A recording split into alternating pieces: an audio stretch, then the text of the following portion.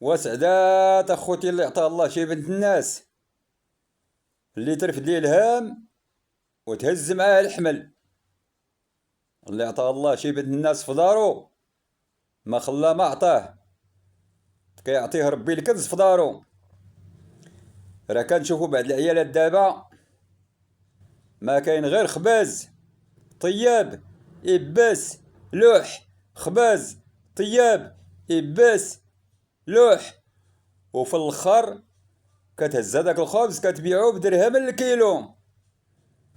الراجل مسكين كيخدم فيها وتيجبدها منا بالكلب، وتيطلع عليه هذاك الدقيق عادي، داك الدقيق عادي كيطلع عليه بخمسة دراهم.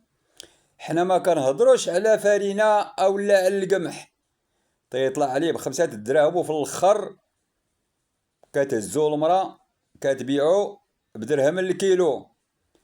هو ماشي الخلا هذا؟ اش فيها؟ إلا شاط لينا هاد الخبز وكليناه بارد، فين كاين المشكل؟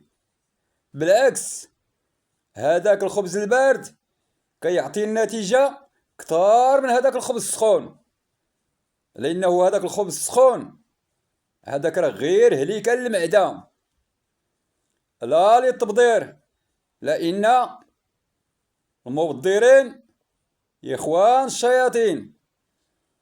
اش فيها لا الزينة؟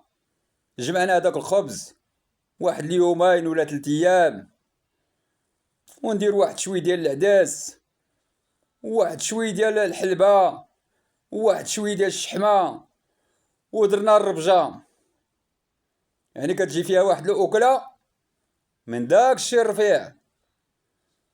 عيب، لا للتبذير. واللي عطاه الله شي بالناس اخوتي راه عطاه ربي كنز في دارو، يوقت الله يدير الخير.